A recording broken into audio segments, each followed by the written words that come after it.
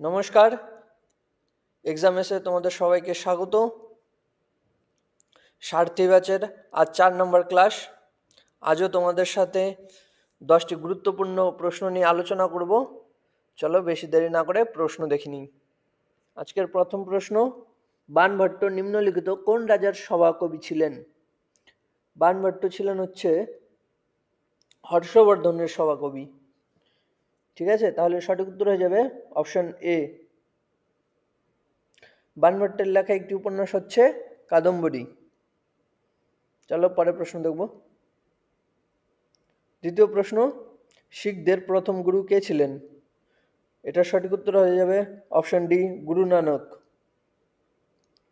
যদি শিখদের প্রথম ধর্মগুরু বা শিখ ধর্মের প্রতিষ্ঠাতা বলে তাহলেও অ্যান্সার হবে গুরু নানকজি।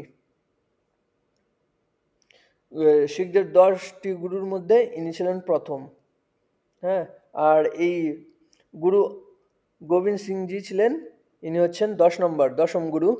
আর ইনি হচ্ছে গুরু গোবিন্দ সিংজি খালসা প্রথা প্রচলন করেন। হ্যাঁ, পরের প্রশ্নটা দেখি চলো। Second world summit for social development 2025 কোথায় অনুষ্ঠিত হয়েছে? এটা সঠিক উত্তর হয়ে যাবে অপশন সি, দোহা। দোহা হচ্ছে কাতারে অবস্থিত। ঠিক আছে, পরের প্রশ্ন দেখি।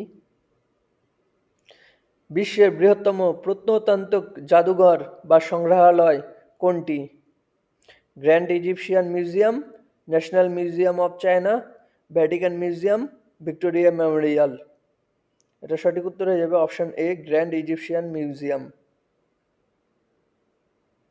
সম্প্রতি প্রকাশিত বিশ্বের সবচেয়ে দূষিত শহরের সূচিতে কোন শহর শীর্ষে? সাংহাই, লাহোর, দিল্লি নাকি হোতান? এটা সঠিক উত্তর হবে অপশন বি, লাহোর। লাহোর পাকিস্তানে অবস্থিত। অর্থশাস্ত্র কে রচনা করেন? কালিদাস, ভবভূতি, বাণভট্ট নাকি কৌটিল্য? সঠিক উত্তর হয়ে যাবে অপশন ডি, কৌটিল্য।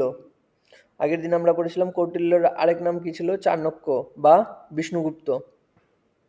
ঠিক আছে, চলো পরের প্রশ্ন দেখব।